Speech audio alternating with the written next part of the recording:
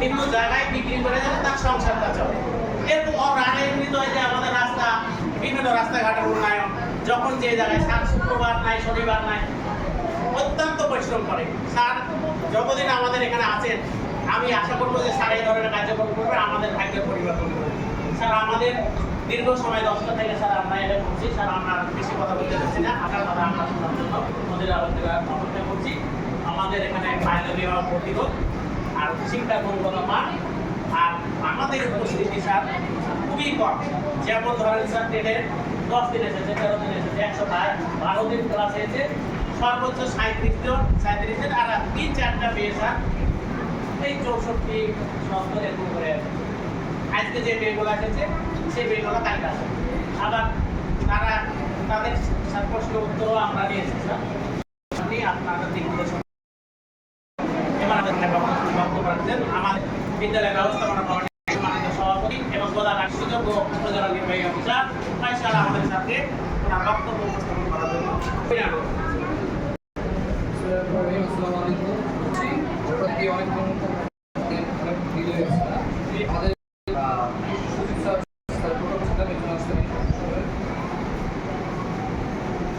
খুব ভালো লাগছে এবং আপনাদের খুব কনসার্ন, আমাদের বাচ্চাদের নিয়ে খুব কনসার্ন, কিন্তু আমরা আসছি।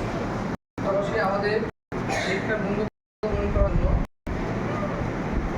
যে বর্তমান সরকার চেষ্টা করছেন, জেলা প্রশাসনের পক্ষ থেকে বিভিন্ন গুরুত্বপূর্ণ পদক্ষেপ গ্রহণ করা হয়েছে ইতিমধ্যে। এখন আমাদের যেহেতু এটা গার্লস করছে না, আমাদের যারা মেয়েরা পড়াশোনা করে উপকৃতি পায়, আমরা সবাই উপকৃতি পাই নাকি? সবাই পাই না স্যার, আমরা সবাই বেশিরভাগই করি কিন্তু পাই। আচ্ছা, উপকৃতি পায়, সরকারের সাপোর্ট পায়। পাশাপাশি আমরা জানেন যে আমাদের প্রাইমারি কিন্তু পরীক্ষা কার্যক্রম শুরু হয়েছে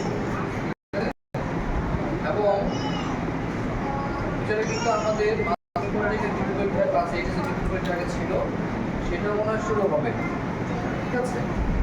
পাশাপাশি আপনারা জানেন যে কৃষ্টি কালচার এগুলো উন্নয়ন করার ক্ষেত্রে সরকার কিন্তু আগে যে একটা বিটিভির মাধ্যমে একটা কার্যক্রম ছিল ওইটাও কিন্তু কার্যক্রম গ্রহণ করেছে।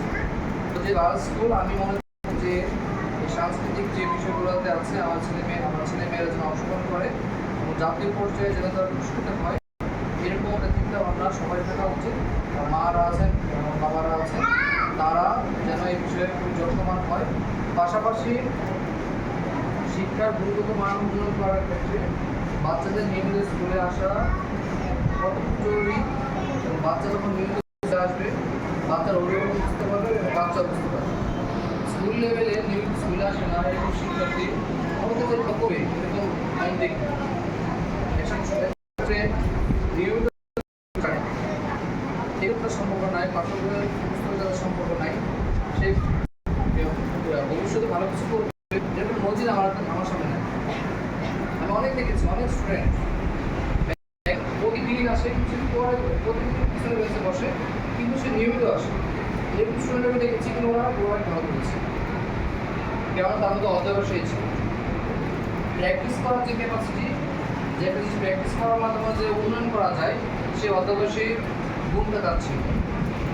আর সবচেয়ে বড় হচ্ছে আজকে আমরা পড়াশোনা করছি, করতেছি কিন্তু আমাদের মধ্যে যে ডিসিপ্লিন যে একটা কথা আছে, ডিসিপ্লিনটা কিন্তু আমাদের মাঝে কিন্তু খুব নাই।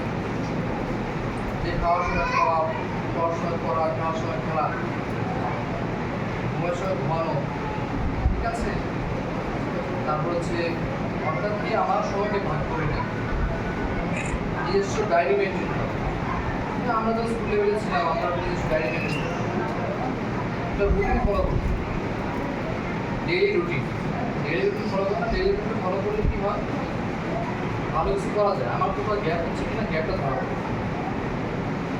তো ওইগুলো যখন ডেইলি রুটিন ফলো করি, নিজস্ব ডায়েরি মেনটেন করি, আমরা নিয়মিত স্কুলে আশা করি প্রত্যেকটা স্টুডেন্ট ফলো করে।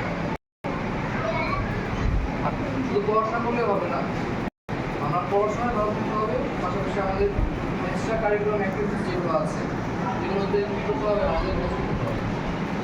আমরা ইতিমধ্যে আমাদের উপজেলা প্রশাসনের পক্ষ থেকে আন্তঃ স্কুল বিতরণ প্রতিযোগিতা আয়োজন করতে যাচ্ছি। এটা উপজেলা স্কুল ভিত্তিক প্রজেক্ট, যেখানে আমার 63টা স্কুল এবং 34টা মাদ্রাসা, পুরো স্কুল এবং মাদ্রাসা সব মিলিয়ে আমরা স্কুল বিতর্ক প্রতিযোগিতা এটা উপজেলার মাধ্যমে উপজেলার অধীনে আয়োজন করা হয়।